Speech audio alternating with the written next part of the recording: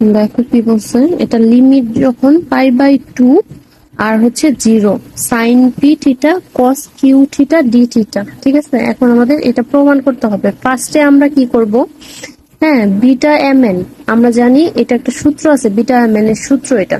ঠিক আছে, beta m N এর সূত্র কি, লিমিট 10 x⁻n−1, হ্যাঁ 1 - x m−1 dx, এটা একটা সূত্র।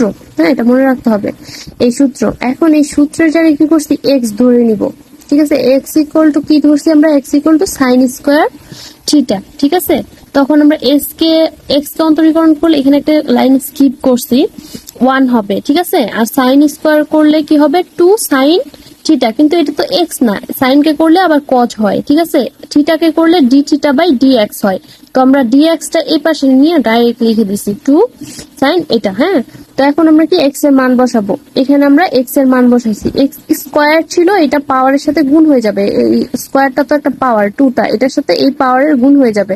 আবার এখানেও সেম এক্স এর মান বসাইছি, পাওয়ার হচ্ছে এখানে পাওয়ার আগে গুণ করে নেই, দেখো এখানে হচ্ছে গিয়া ডিএক্স এর মান বসাই দিছি, এই যে ডিএক্স ইকুয়াল টু পাইছি এটা। আর আমরা হচ্ছে গিয়া যখনই একটা কিছু ধরে নিব তখন আমাদের অবশ্যই লিমিট চেঞ্জ করতে হবে। ঠিক আছে, তো এক্স আর হচ্ছে থিটা, ঠিক আছে, যখন 0 ছিল, হ্যাঁ এটা কিন্তু সূত্রে থেকে পাইছি, যে সূত্রে এটা লিমিট ছিল, তো 0 যখন বসাইছি সাইন এই যে এখানে বসাবো, এক্স এর মানটা যখন 0 বসাইছি সাইন 0 ডিগ্রির মান 0ই আসে, তখন 0 আসছে।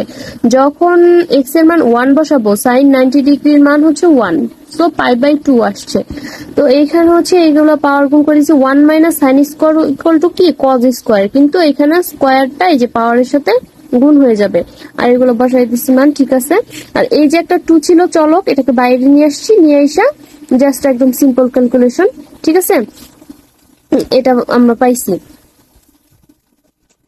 দেখো এখানে কিভাবে আসলো, এই যে এখানে একটা সাইন আছে না, হ্যাঁ এই সাইন এর একটা পাওয়ার আছে, এই যে এই সাইনের পাওয়ার, হ্যাঁ এই সাইনের পাওয়ার সাথে এই সাইনের পাওয়ারটা যোগ হয়ে যাবে। যখন যোগ হয়ে যাবে তো এখানে +1 হওয়া মানে কি, 2 থেকে -2 থেকে +1 মানে কি একটা -1 থাকবে, এই যে পাওয়ারটা -1। ঠিক আছে, এগুলো সিম্পল ক্যালকুলেশন। তো এখন বিটা এম এন এর মানটা আমরা হচ্ছে দেখো এখানে হচ্ছে 2m - 1 ইকুয়াল টু আমরা কি ধরছি, পি ধরছি।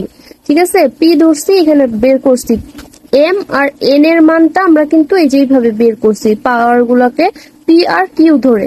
তখন আমরা এম এন এর জায়গায় পাওয়ার গুলো রাখলে কি পাই, এটা ইকুয়াল টু, যেহেতু এই যে beta m n equal to এটা পাইছি, তো বিটা এম এন এর মান আলাদা করে বের করে দিয়ে এটা ইকুয়াল টু এটা। ঠিক আছে, তো এখন এই যে এই পাশে যে একটা 2 ছিল, এটাকে কি করছি, এটার সামনে নিয়ে আসছি, এখানে গুণ আকারে আছে, যদি এই পাশে এই বিটার সাথে নিতে চাই তাহলে কি ভাগ আকার হয়ে যাবে, এই যে এখানে ভাগ আকার হয়ে গেছে, হাফ আসছে বিটা এম এন। ঠিক আছে, তো আমরা জানি বিটা এম এন এটা একটা বিটা আর গামার সম্পর্কে থেকে, গামা বিটার সম্পর্কের থেকে আমরা এটা পাইছি, এটাও একটা প্রমাণ আছে, এটা মনে রাখতে হবে, এখান থেকে পাইছি। তো এই যে বিটা এম এন সমান সমান আমরা হচ্ছে গিয়ে এখানে হচ্ছে এই যে এটা কি পাইছি, এটা পাইছি। ঠিক আছে, এই যে এটা এইখানে এই যে বিটা এম এন এর জায়গায় এই যে এইটা বসাই দিব।